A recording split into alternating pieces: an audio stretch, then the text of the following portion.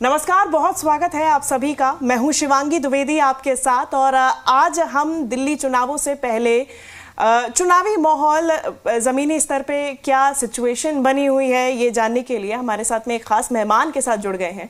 हमारे साथ बीजेपी सांसद योगेंद्र चंदौलिया साहब हैं, उत्तर पश्चिमी दिल्ली से सांसद हैं, साथ ही साथ में ज़मीन से जुड़े बीजेपी के कार्यकर्ता माने जाएं अगर हम कहें तो ऐसे में उनसे जानेंगे कि बीजेपी की क्या रणनीति है, आगामी चुनावों के लिए किस तरीके से बीजेपी काम कर रही है। अगर वनवास की बात करें बीजेपी के, तो कितने आश्वस्त हैं कि इस बार बीजेपी का दिल्ली में वनवास खत्म होगा। इन तमाम सवालों के हम जवाब लेंगे और स्वागत करती हूँ योगेंद्र चंदौलिया साहब का। बहुत स्वागत है सर। धन्यवाद। पहला सवाल जो कि जनता के मन में भी उठ रहा है, चुनाव समिति की बैठक को लेके, चूंकि कांग्रेस की लिस्ट, आम आदमी पार्टी की लिस्ट, दिल्ली चुनाव ऑलमोस्ट सर पे ही, तो अभी तक चुनाव समिति की बैठक भी नहीं, तो बीजेपी की तैयारी कहां तक सर? देखिए, बीजेपी एक कैडर पार्टी है और विश्व की सबसे बड़ी पार्टी है। अनेक दौर का मंथन बूथ अध्यक्ष से लेकर और राष्ट्रीय स्तर पर जिनके पास जिम्मेदारियां हैं वो उसका मंथन कर रहे हैं। लगभग हमारी चुनाव समिति की बैठक दिल्ली की हो गई है, जिसमें 3 या 4 नाम मैक्सिमम हमने निकाल कर केंद्रीय चुनाव समिति को भेज दिए हैं और उनमें से केंद्रीय चुनाव समिति हमारे राष्ट्रीय अध्यक्ष जेपी नड्डा जी, हमारे गृह मंत्री अमित शाह जी और प्रधानमंत्री जी, उनकी स्वीकृति आने के बाद मुझे लगता है बहुत ही जल्दी 20 से 25 नाम घोषित हो जाएंगे। बिल्कुल, और इंतजार भी है जनता को, कि कार्यकर्ताओं को भी काफी इंतजार है, उत्साह के साथ और भी ज्यादा काम देखने को मिलता है जब सामने एक प्रत्याशी होता है, एक उम्मीदवार का नाम होता है।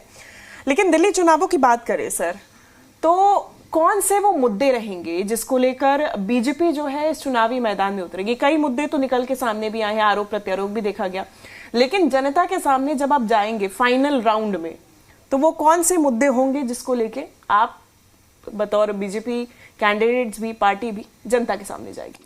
देखिए, लगभग 10 साल दिल्ली में आम आदमी पार्टी का शासन है और जनता ने बहुत उम्मीद करके माननीय अन्ना हजारे जी की मुहिम के तहत दिल्ली में आम आदमी पार्टी की सरकार बनी थी।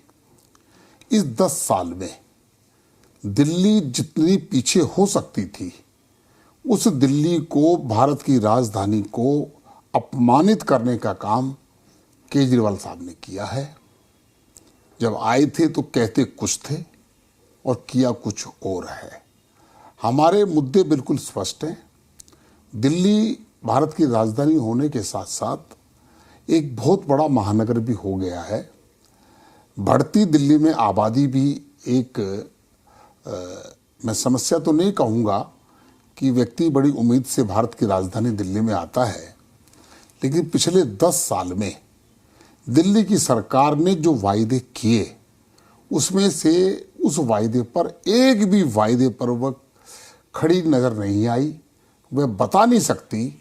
अगर आप मेरे से पूछेंगे, क्योंकि मैं दिल्ली में विरोधी दल के नाते मैं सांसद हूँ और केंद्र में मेरी भूमिका, हमारा प्रधानमंत्री जी का नेतृत्व है, मेरे पास कोई मुझे कहेगा कि अब 10 मुद्दे बताएं अरविंद केजरीवाल के फेलियर के, तो मैं 25 मुद्दे तत्काल बताने को तैयार हूँ। अरविंद केजरीवाल जी ने बात कही थी कि हम दिल्ली के अंदर लोगों को मुफ्त में पानी देंगे। उन्होंने ये भी कहा था कि कांग्रेस के शासनकाल के अंदर टैंकर माफियाओं का राज था और मैं टैंकर माफियाओं को अंदर जेल में भिजवाऊंगा। उन्होंने तो यहाँ तक कह दिया था कि उस समय की वर्तमान मुख्यमंत्री शीला दीक्षित जी को भी मैं अंदर करवाकर मानूंगा। आज 10 साल के अंदर टैंकर माफिया पहले से ज़्यादा बढ़े हैं। लोगों को पीने का पानी नल के द्वारा नहीं दिया जा रहा और लोग, दिल्ली की 85% आबादी को गंदा पानी दिया जाता है। वह अपना फिल्टर लगाकर उसको पानी को पीने का काम करते हैं। बहुत बड़ी संख्या में दिल्ली में आबादी जो है गरीब लोगों की है, दलित ओबीसी पिछड़ों की आबादी है, उनको गंदा पानी पीने को मजबूर होना पड़ता है और उनको पानी खरीद कर पीना पड़ता है। मैं अगर मीडियम क्लास के जय कॉलोनी, पुनर्वास कॉलोनी की बात करूं, झुग्गी झोपड़ी की बात करूं, वहाँ पर लोगों को 20 रुपये का एक बड़ा जग उनको खरीद के पीना पड़ता है, जिसमें 20 रुपये वो देते हैं। अगर परिवार में 5-6 मेंबर हैं तो 40 रुपये का उनको रोज़ पानी खरीदना पड़ता है। 40 गुना 30, अगर 1000-1200 रुपये का पानी लोगों को पीने का खरीद कर पीना पड़े और अगर वही पानी नल के माध्यम से आ जाता तो उनको वो मुफ्त की बात भी हो सकती, उनको मुफ्त का फ़ायदा हो जाता। और बहुत बड़ा करप्शन दिल्ली जल बोर्ड में होने के कारण 73,000 करोड़ रुपए का घाटा दिल्ली जल बोर्ड में है। और जब शीला दीक्षित जी मुख्यमंत्री थी, मुझे कहने में कोई दिक्कत नहीं है, सरकार की कोई स्कीम, कोई सरकार का विभाग अगर प्रॉफिट में हो तो बहुत अच्छी बात होती है। 700 करोड़ रुपए का प्रॉफिट वाला डिपार्टमेंट दिल्ली जल बोर्ड भ्रष्टाचार की बलि चढ़ गया और 73,000 करोड़ घाटे के अंदर है। जब इतना बड़ा 73,000 करोड़ का घाटा है तो आप दिल्ली में ना तो सीवर की व्यवस्था सुचारू कर पाए, ना आप नल से जल दे पाए। ये बहुत बड़ा फेलियर है जो दिल्ली की जनता पानी से त्रस्त है। अच्छा, अभी आपने झुग्गी झोपड़ी की बात की सर, जे कॉलोनी की बात की, तो चुनावों से पहले जे कॉलोनी का मुद्दा एक बार फिर गर्माता जा रहा है। 2015 के करीब भी यही देखा था। अब जे कॉलोनी में जब बीजेपी जा रही है, रात्रि प्रवास कर रही है, आपका पूरा कार्यक्रम चल रहा है, उसको लेकर आम आदमी पार्टी का कहना है कि आज तो आ रहे हैं तुम्हारे पास, लेकिन 1 साल बाद आएंगे और इसी कॉलोनी को बेचने का, जमीन को बेचने का काम करेंगे, बेघर करने का काम करेंगे। देखिए, ये उनके पास झूठ बोलने का तो मास्टर डिग्री है उनके पास। बीजेपी झुग्गियों में जा रही है, मैं भी 2 बार झुग्गियों में जाकर आया हूँ और उसके बाद भी जाकर आया हूँ। आपने जो वायदा किया था, हम झुग्गी में गए, आप नहीं गए। आपने झुग्गी वालों को क्या वायदा पूरा कर दिया? आपने झुग्गी वालों से वायदा किया था, दिल्ली के गरीब लोगों से वायदा किया था, हम स्वच्छ जल देंगे। आपको किसने रोका स्वच्छ जल देने के अंदर? क्योंकि आप भ्रष्टाचारी हैं, आपने वहाँ भ्रष्टाचार कर दिया। आपके पास पैसे नहीं है नल से पानी देने के लिए। आपने ये भी कहा था कि मैं 2015 के मैनिफेस्टो के अंदर मैं गरीब लोगों के राशन कार्ड बनाऊंगा। झुग्गी में कौन लोग रहते हैं? पुनर्वास कॉलोनी में कौन लोग रहते हैं? मीडियम क्लास के गरीब लोग रहते हैं। 2015 के बाद एक भी राशन कार्ड आपने नहीं बनाया। बनाना तो दूर, आपने उस घर में अगर किसी बच्चे की शादी हो गई, उसकी अगर बच्चे की वाइफ आ गई, उसके बच्चे कुछ पैदा हो गया, उसको भी आपने राशन कार्ड में नाम एंटर नहीं किया। अगर एक घर में 3 लोग ऐड हो जाते हैं 2015 के बाद, तो उनको 15 किलो का राशन का जो मुफ्त में देश के प्रधानमंत्री गरीब अन्न कल्याण योजना के तहत देते हैं, आपने उनके 15 किलो राशन पर डाका मारा है।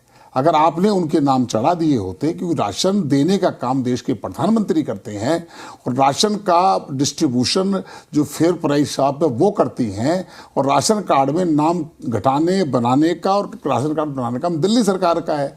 आप केवल एक क्लरिकल काम भी नहीं कर पाए। कितने लोगों को राशन नहीं मिल रहा, उसके लिए दिल्ली की सरकार सीधी सीधी जिम्मेदार है। आपने ये भी कहा था कि हम बुजुर्गों को पेंशन देंगे। 2018 के बाद एक भी व्यक्ति को आपने पेंशन नहीं दी। पेंशन के मारे बुजुर्ग लोग मारे मारे फिर रहे हैं। आप पेंशन देंगे कहाँ से?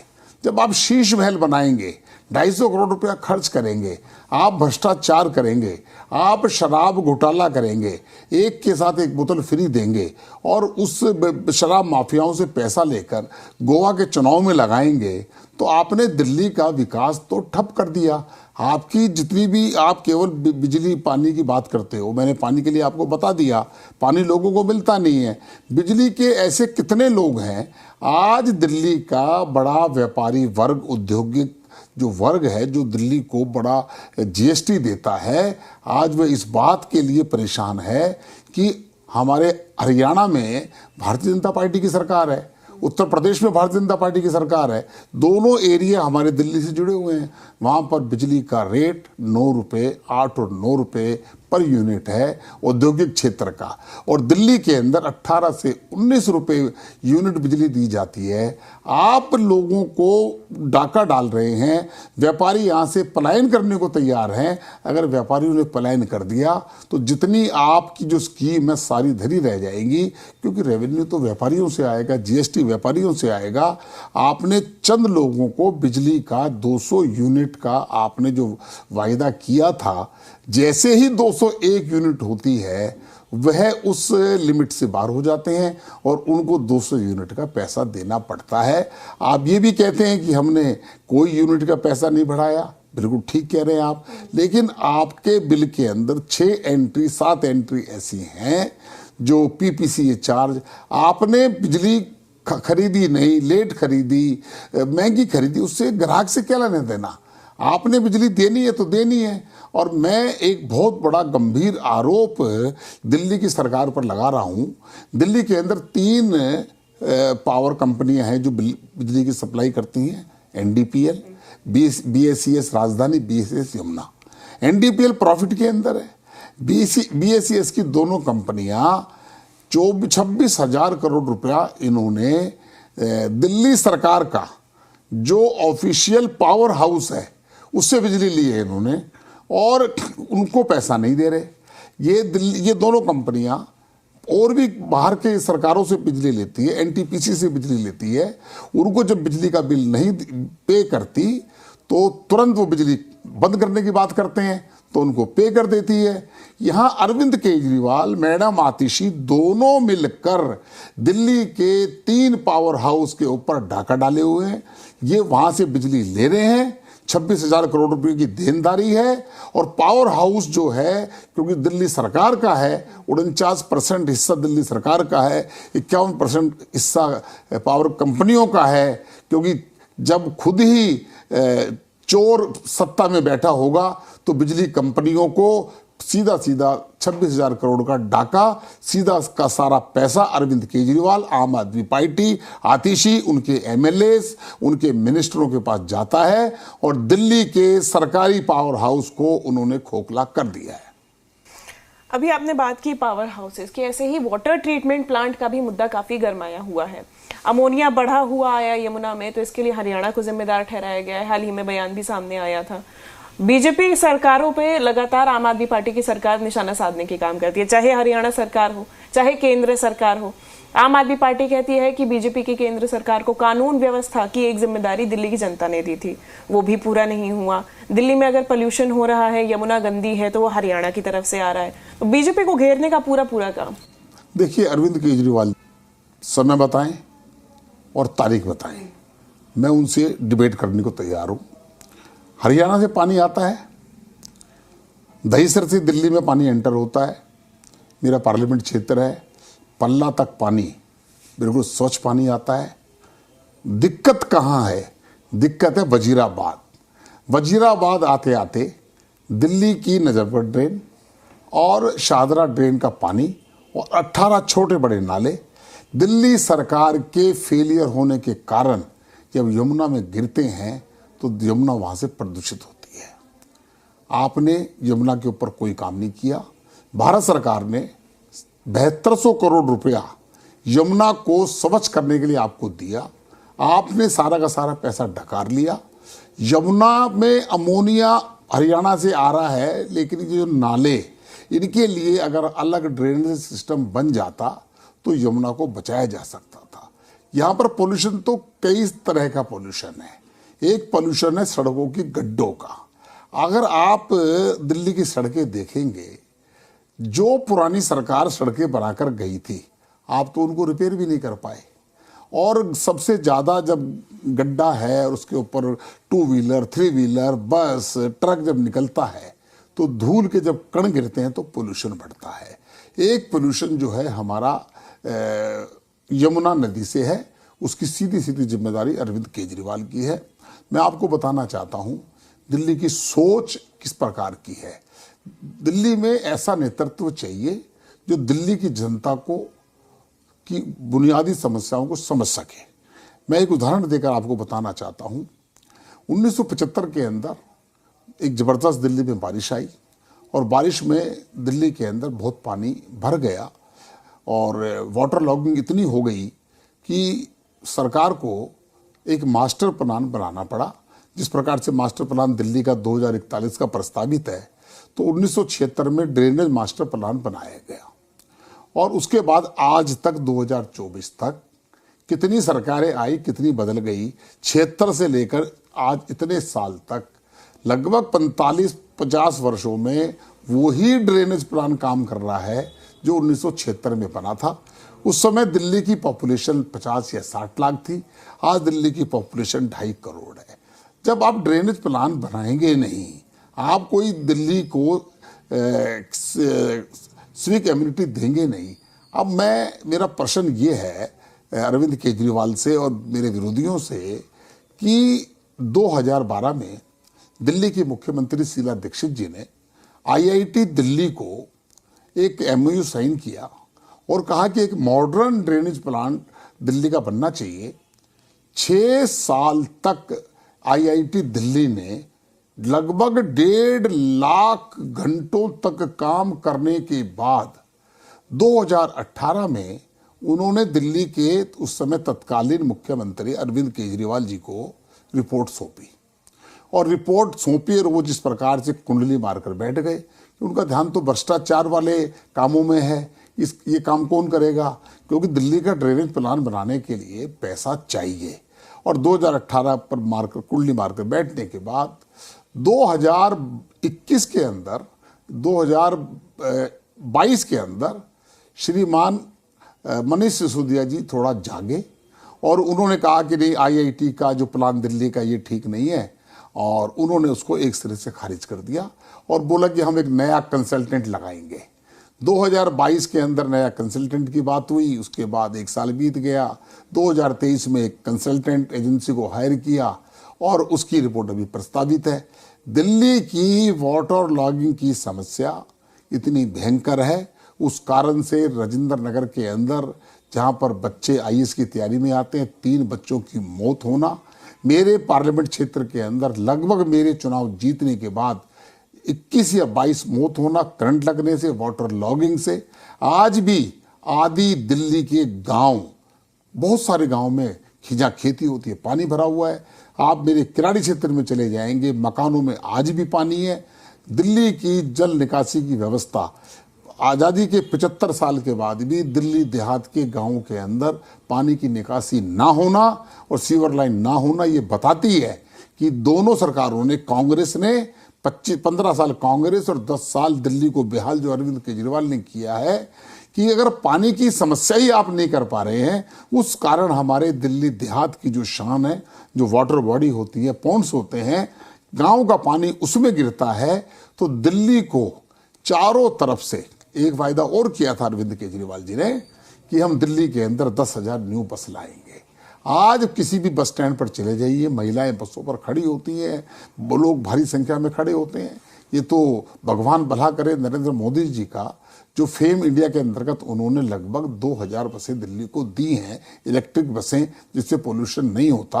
और अभी कुछ ही दिनों के बाद जो दिल्ली सरकार ने जो 10,000 बसें लाने की बात की थी, एक भी बस उन्होंने नहीं जोड़ी है। और लगभग 2025 का जब समय प्रारंभ होगा तो बहुत सारी बसें अपनी आयु पूरी करके एक्सपायरी डेट पे हो जाएंगी और वो वहां से बाहर नहीं निकलेंगी डिपो से। फिर दिल्ली के अंदर यातायात का भी, ये तो दिल्ली की मेट्रो है जो लगभग 70 लाख लोगों को रोज एक स्थान से दूसरे गंतव्य पर छोड़ती है। बसों के मामले में, क्योंकि लोगों की जो सुविधाएं हैं, पानी की सुविधा, बिजली की सुविधा, सड़कों की सुविधा, अच्छे शौचालयों की सुविधा, बस की सुविधा, और मोहल्ला क्लिनिक की तो हालत ये है कि वहाँ पर जानवर बैठे होते हैं। जब हमारे पास डिस्पेंसरियाँ कॉरपोरेशन के पास हैं, हमारे पास दिल्ली सरकार के पास डिस्पेंसरियाँ हैं और वो बिल्टेड हैं, बिल्डिंगें बनी हुई हैं, उनको आप अच्छी मजबूत करते हैं, वहाँ डॉक्टर अच्छे डॉक्टर हैं, न इस प्रकार से जो आरएमपी डॉक्टर या एमबीबीएस के ट्रेनिंग डॉक्टरों को बिठाकर और फार्मासिस्ट के द्वारा आप दवा दिलवा रहे हैं।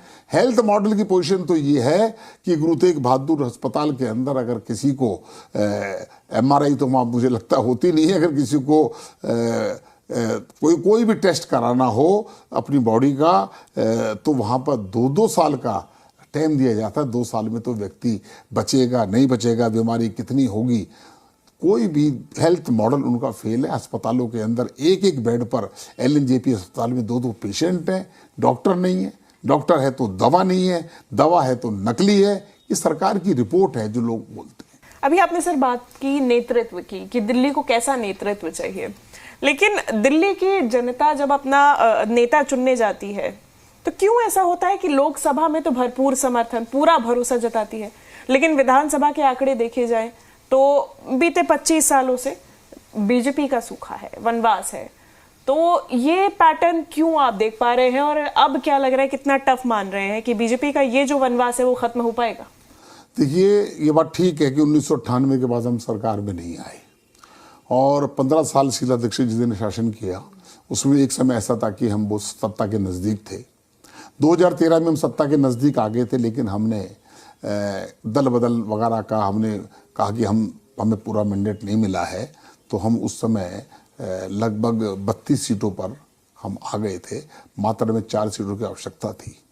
क्या है कि दिल्ली का एक डेमोग्राफी बदली है और उसी बदली डेमोग्राफी के अंदर बहुत सारे लोग बाहर के अन्य प्रांतों से आए हैं। मेरा ये मानना है कि पिछले 10 साल जिस प्रकार से लोगों को लुभावनी घोषणाएं करना, तो लोगों ने केजरीवाल साहब पर भरोसा कर लिया क्योंकि अन्ना जी की पीठ पर चढ़कर आए थे और दोबारा भी उनको लगा कि पता नहीं केजरीवाल जी दिल्ली में बड़ा परिवर्तन कर देंगे, भ्रष्टाचार रहित प्रदेश कर देंगे। और अब जैसे कल की अगर मैं बात करूं, 3 दिन पहले कैबिनेट के अंदर एक नोट पास होता है कि महिलाओं को 1000 रुपये हम देंगे और उसके बाद केजरीवाल जी भी उस वीडियो में नज़र आते हैं कि कैबिनेट ने फैसला कर दिया है और उसके बाद 2100 रुपये का उनके MPs MLAs फॉर्म भरवा रहे हैं। और उसके बाद बड़ा दुर्भाग्य है अरविंद केजरीवाल जी का और उनकी सरकार का, मुख्यमंत्री का। उनको तो जब उनके अधीन अधिकारी जो IAS अफसर हैं, women and social welfare child ने एक विज्ञापन दे दिया कि ये जो स्कीम 2100 रुपये देने की बात है, ये स्कीम दिल्ली सरकार की नहीं है, ये इनकी व्यक्तिगत है और हम इसको मान्यता नहीं दे रहे हैं। विज्ञापन देने का मतलब ये है कि जो ब्यूरोक्रेट है वो जानते हैं कि दिल्ली की सरकार किस दिशा में जा रही है और दिल्ली डूबने के कगार पे है, तो उन्होंने उसका खंडन किया, विज्ञापन देकर खंडन किया। एक उन्होंने संजीवनी लेकर आए।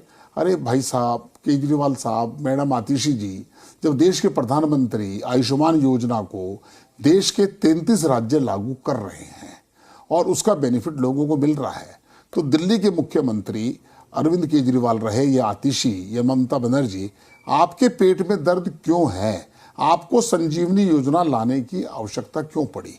क्योंकि जब आयुष्मान योजना को आपने टेबल पे किया विधानसभा में, आपको लगता है कि अगर ये योजना लागू हो गई तो इसका देश के प्रधानमंत्री नरेंद्र मोदी जी को क्रेडिट जाएगा।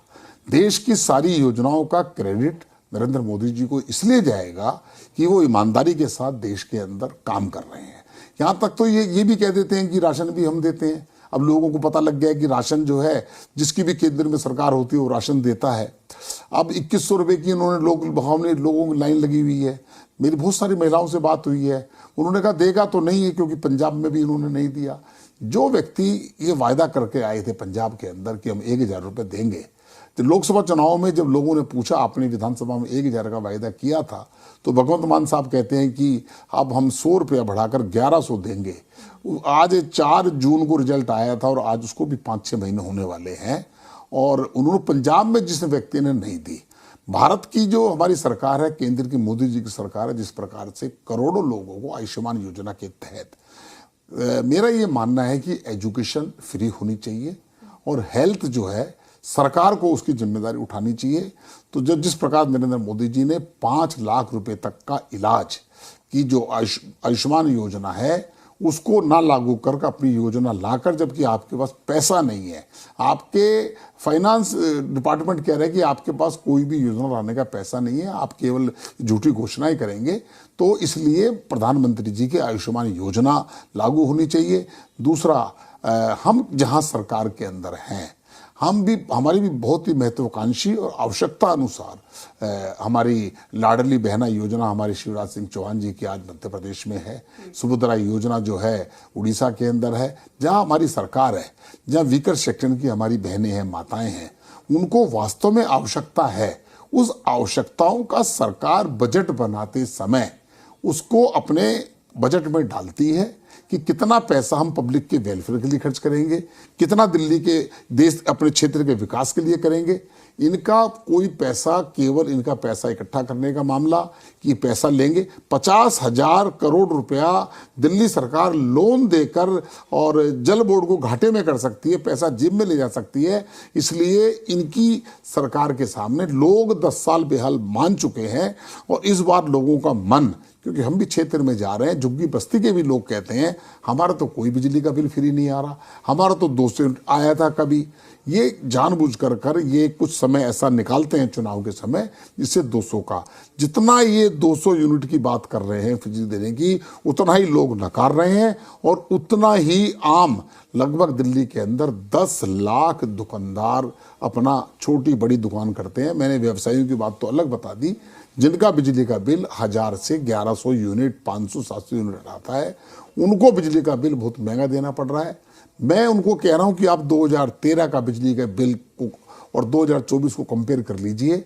यूनिट वही है, लेकिन उसमें पेंशन का, अगर कोई बिजली कंपनियों के अधिकारियों की पेंशन वो दिल्ली का क्यों देगा, व्यक्ति क्यों देगा, उसका क्या लेना देना पेंशन से। आप बिजली आप दे रहे हो तो उसके पैसे लीजिए। पीपीसी चार्ज आप, अगर आपने समय पर बिजली नहीं खरीदी, ये आपका फेलियर है। हमें बिजली यूनिट के हिसाब से दीजिए। और इसलिए दिल्ली के लोगों में बिजली को लेकर बहुत गुस्सा है। कुछ लोगों को फायदा होता है तो इसलिए उनको लगता होगा, लेकिन आम दिल्ली का नागरिक बिजली से त्रस्त है, पानी से त्रस्त है, सड़कों से त्रस्त है, मोहल्ला क्लिनिक से परेशान है, अस्पतालों से परेशान है। जो बेसिक सुविधाएं जो दिल्ली सरकार को या किसी भी सरकार को देनी चाहिए, उनका तो शराब का मामला, एक के साथ एक फ्री देने की बात की और उसके अंदर इन्होंने इतना रेवेन्यू इकट्ठा कर कर अपना पेट भरा है। आज लोगों में शराब के मामले में भी, जो अरविंद केजरीवाल जब आए थे एक कट्टर ईमानदार की जो बात लेकर आए थे, आज वो साबित हो चुका है।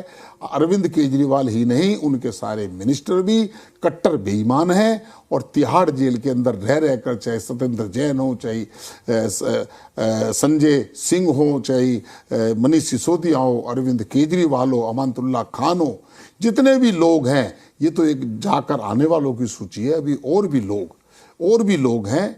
कैलाश गहलोत जी ने इसलिए इस्तीफा दे दिया कि के अंदर जो एक बहुत बड़ा स्कैम है वो भी खुलने वाला है। जब वो खुलेगा तब अरविंद केजरीवाल की मुश्किलें और बढ़ने वाली हैं। दिल्ली में लगभग Bharatiya Janata party cadre based party है और भारतीय जनता पार्टी निश्चित तौर पर मैं दावे से कह सकता हूं, हम सरकार बनाने वाले हैं और हम सरकार बनाकर दिल्ली की जनता के साथ जिस प्रकार से ठगी हुई है, उनकी उम्मीदों पर हम खरे उतरेंगे और खरे उतरकर हम दिल्ली के लोगों की सेवा करेंगे। ऐसा हमारा पूरा अनुमान।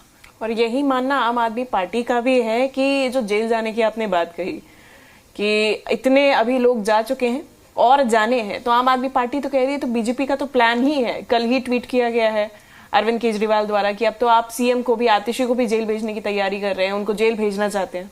देखिए, कोई किसी को जेल नहीं भेजना चाहता। अगर अरविंद केजरीवाल जी शराब घोटाला नहीं करते तो उनको कौन जेल भेजता। मुझे तो कोई जेल भेजने वाला नहीं है। मुझे क्यों जेल भेजेंगे? मैं अगर कुछ क्राइम करूंगा तब मुझे जेल भेजेंगे। मैं सत्ता पे बैठ के शपथ लेने के बाद में कुछ गलत काम करूंगा तो जेल भेजेंगे। आप जेल इसलिए गए, आपने केवल डॉक्टर अम्बेडकर जी का चित्र लगाकर और हमारे भगत सिंह जी का चित्र लगाकर आप ये दिखाना चाहें कि मैं उनके बराबर हूं। आप उनके बाल के बराबर भी नहीं है। और आपने जितनी बातें की, जितनी प्रतिज्ञाएं की थी आपने, उनमें सब में झूठ बोल रहे लोगों को विश्वास हो रहा है। लोग शीश महल की बात करते हैं। लोग कहते हैं कि इन्होंने कहा था कि हम गाड़ी नहीं लेंगे। आज 12 गाड़ियों में 3.5 फीट का आदमी बैठकर चलता है। आज जो है कपड़ों की बात उनको देख लीजिए। आज किस प्रकार से, अब वो जमाना बदल गया। आपने जो पहले कुछ किया, आपने किया, दिखाया कुछ था, किया कुछ है। आपने कहा मकान नहीं लेंगे, आपने ऐसे शीश महल ले लिए। आपने ऐसे कम्बोर्ड लगा दी जिसमें गोल्ड प्लेटेड है। पर ये लोग पूछ रहे हैं, झुग्गी वाले भी पूछ रहे हैं। आपने तो आज कांग्रेस पार्टी का आज बयान आया है कि हमारी बहुत भारी भूल थी कि हमने अरविंद केजरीवाल के साथ समर्थन किया और हमने उनको सरकार बनाने का मौका दिया। अब कांग्रेस वाले, क्योंकि वो केवल बीजेपी को रोकना चाहते थे, उन्हें ये पता नहीं था कि ऐसा सांप गले में पड़ जाएगा जो सबको डसेगा।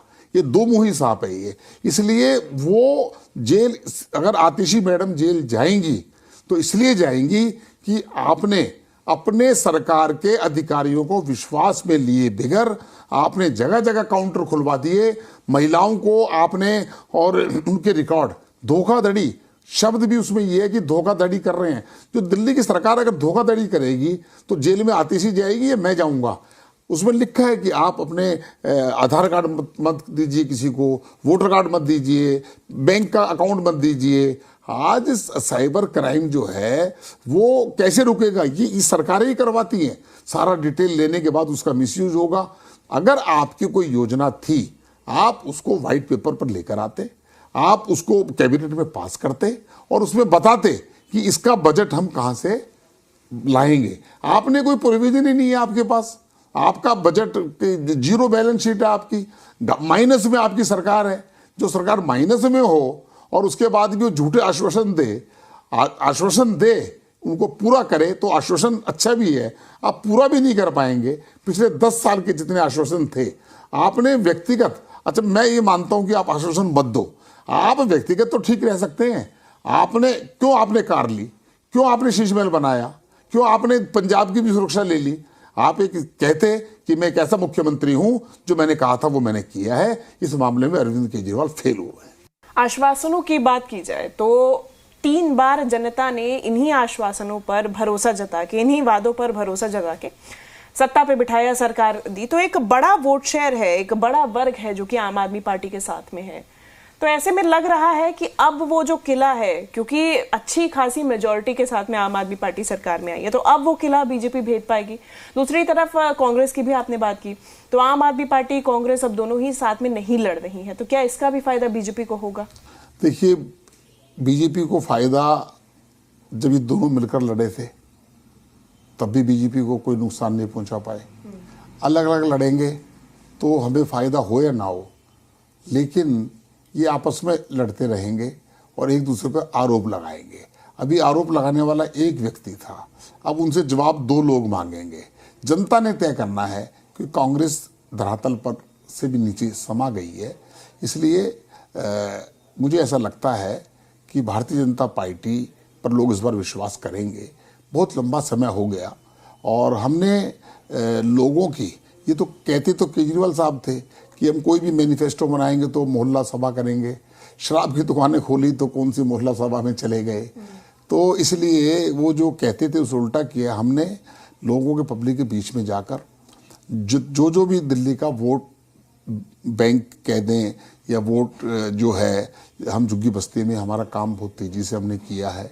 अनुसूचित जाति क्षेत्रों में हमने बहुत ज़्यादा काम किया है। गांव के क्षेत्रों के अंदर हमने बहुत सारा काम किया है। नरेंद्र मोदी जी की जो देश की योजनाएं हैं, उन योजनाओं का बहुत बड़ा लाभ हमें मिलने वाला है। अभी अगर मेट्रो की बात करें तो अगर मेरे पार्लियामेंट क्षेत्र में मैंने वायदा किया था, रिठाला से जो मेट्रो जाएगी उसमें लाखों लोग उससे फ़ायदा होगा। इसी प्रकार से जनकपुरी से भी एक मेट्रो का जोड़ा गया है। जितने सड़कों की बात करें, दिल्ली से बाहर जाने वाले लोग नरेंद्र मोदी जी की नीतियों को देखकर, सड़कों को देखकर, और लोग मान रहे हैं कि वास्तव में मोदी जी का जो काम करने का एक तरीका है, उन्होंने अच्छा नेतृत्व दिया है। तीसरी बार वो सरकार में आए हैं और ये दोनों मिलकर लड़ते तो भी रिजल्ट सामने था, सातों की सातों सीट हमने जीती। और अभी अलग अलग लड़ रहे हैं तो ठीक है, उसका अलग लड़ने का कुछ वोट बैंक हमारा भी लेंगे, कुछ उनका लेंगे, लेकिन आखिरी जब रिजल्ट आएगा तो भारतीय जनता पार्टी दिल्ली में सरकार बनाएगी। अच्छा, आम आदमी पार्टी कांग्रेस दोनों की तरफ से ही सूची जारी कर दी गई है। कांग्रेस की तरफ से पूरी नहीं, लेकिन आम आदमी पार्टी ने 70 की 70 सीटों पे अपने उम्मीदवार उतार दिए और जमीन पे जाके क्षेत्र में जनता के बीच में अब वो वोट मांगने की जो भी उनकी प्रक्रिया है प्रचार प्रसार की शुरू कर चुके हैं। क्या ये एक अपर हैंड के रूप में उनके लिए काम करेगा, क्योंकि बीजेपी की तरफ से अभी उम्मीदवार नहीं डिक्लेयर किए गए हैं, तो क्या कम समय मिलेगा बीजेपी कैंडिडेट्स को? देखिए, मैंने पहले आपको बताया बीजेपी कैडर वाली पार्टी है। कैंडिडेट जो होगा अपना नॉमिनेशन भरेगा, काम करेगा, और वो जो सामने पार्टी है, कांग्रेस आज कैडर वाली पार्टी नहीं रही। आम आदमी पार्टी का तो कैडर का विषय ही नहीं है, वो तो व्यक्ति एक विशेष की पार्टी है।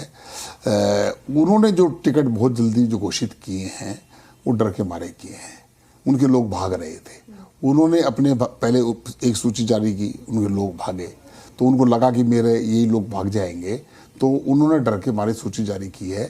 और उसके बाद भी जहाँ जहाँ उन्होंने सूची जारी की है वो कर क्या रहे हैं, क्योंकि वो जनता के बीच में केजरीवाल का इतना विरोध है कि वो अभी ये सोच रहे हैं कि थोड़ा सा और वेट करें।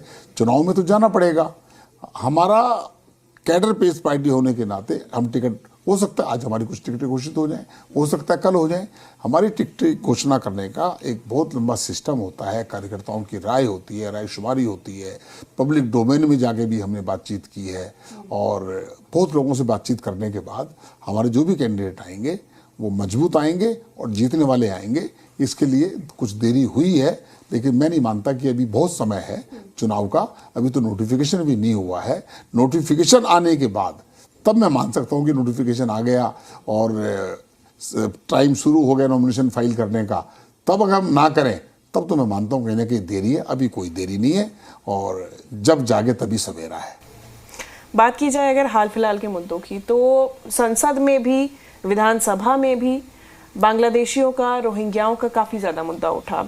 लगातार आम आदमी पार्टी ने घेरने की भी कोशिश की है, वोट काटने का आरोप भी लगाया बीजेपी के ऊपर, लिस्ट भी लेके आया कि 11-11 हजार हर विधानसभा में वोट काटे गए हैं, और बीजेपी को लगातार इस तरीके से टारगेट करने की कोशिश की, अपमान भी कर रहे हैं। पूर्वांचली भाई को ये रोहिंग्या बता रहे हैं।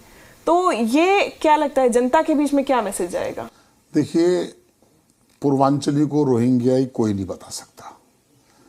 पहले तो अरविंद केजरीवाल जी को समझ लेना चाहिए, उन्होंने जिस समय ये कहा था पूर्वांचल के लोगों के लिए, ये पूर्वांचल के लोग आते हैं, ट्रेन पकड़कर आते हैं दिल्ली में, आकर सारी दिल्ली का सत्यानाश कर देते हैं। ये बीजेपी ने नहीं कहा, ये अरविंद केजरीवाल जी ने कहा पूर्वांचल के लोगों के बारे में।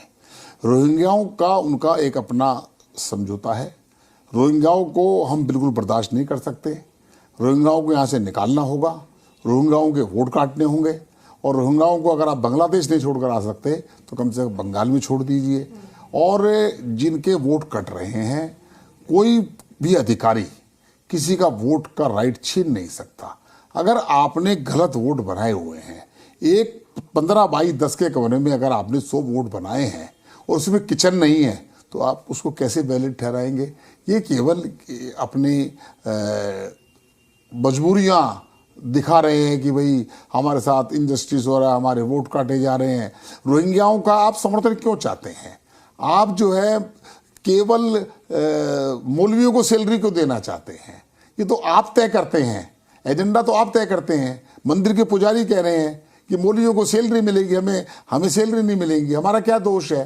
तो उसके बाद अगर आज बीजेपी ये कह दे कि जी मंदिर के पुजारियों को सैलरी मिलेगी, तो केजरीवाल साहब के पेट में दर्द हो जाएगा। देखिए, हम तो नहीं कह रहे, हमारा ये कहना है कि अगर आप उनको भी दे रहे हैं, आपका उनका ठीक है, आपका डीएनए मैच करता होगा उनके साथ, तो लेकिन इन मंदिर के पुजारियों को भी तो आप सैलरी दें। आप पक्षपात क्यों कर रहे हैं?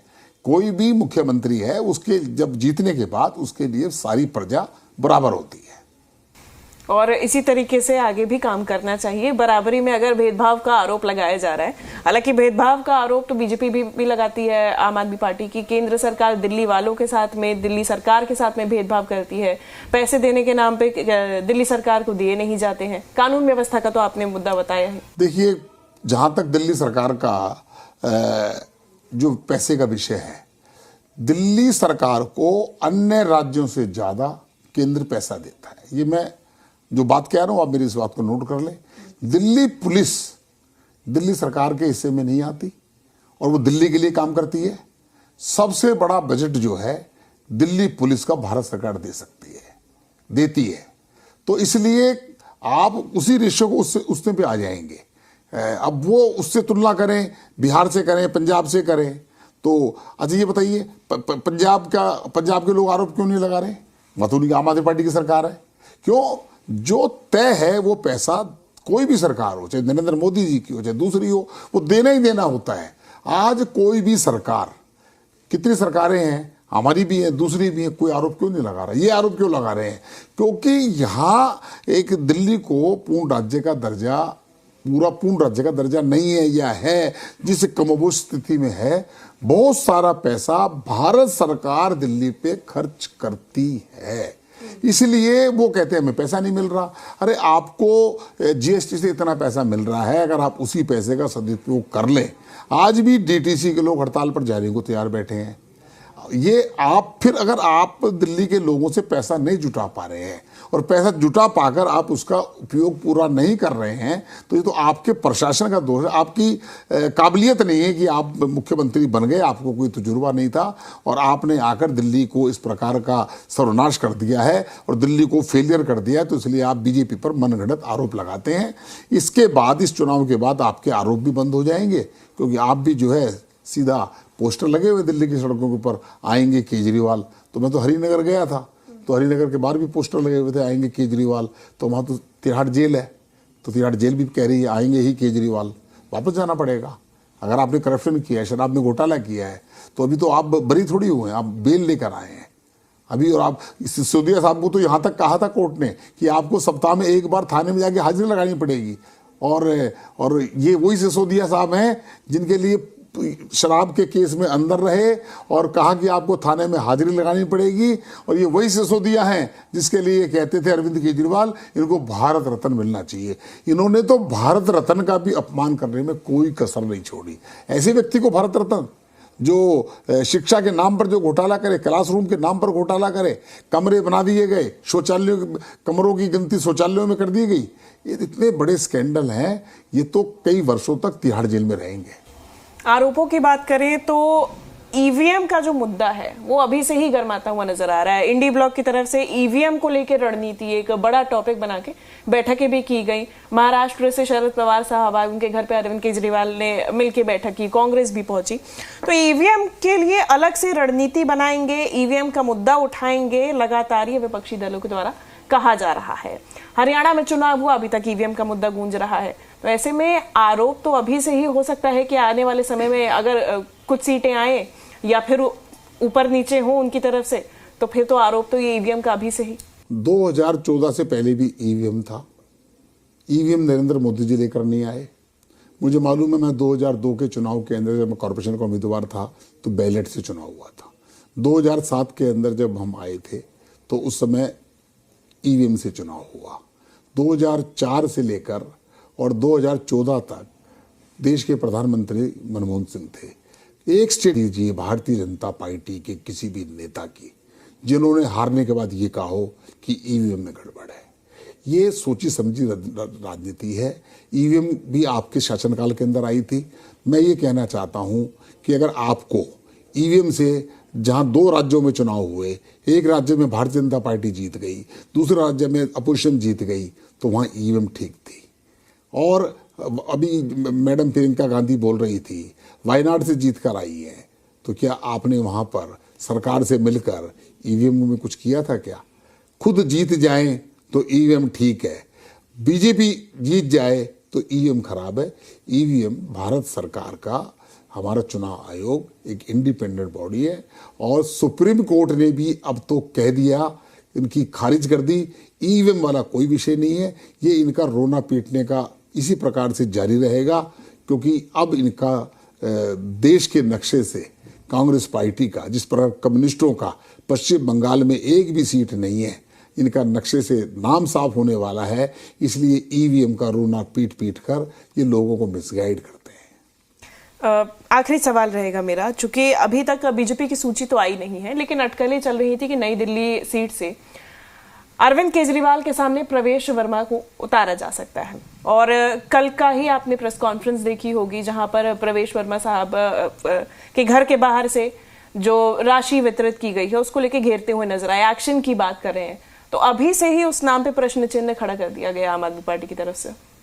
देखिए, प्रवेश वर्मा जी की जहां तक बात है, उनके पिताजी डॉक्टर साहिब सिंह मुर्मू दिल्ली के मुख्यमंत्री रहे हैं। मुझे याद है जब गुजरात में भूकंप आया था, तब से उनकी एक संस्था, स्वाभिमान संस्था उनकी चलती है और काफ़ी समय से वो गरीब लोगों के बीच में, पब्लिक में वो काम करती है। उस नाते से कुछ लोगों की वो आर्थिक मदद करते रहे हैं। और कच्छ के अंदर तो एक गांव उन्होंने गोद लेकर उस गांव को बनाया था।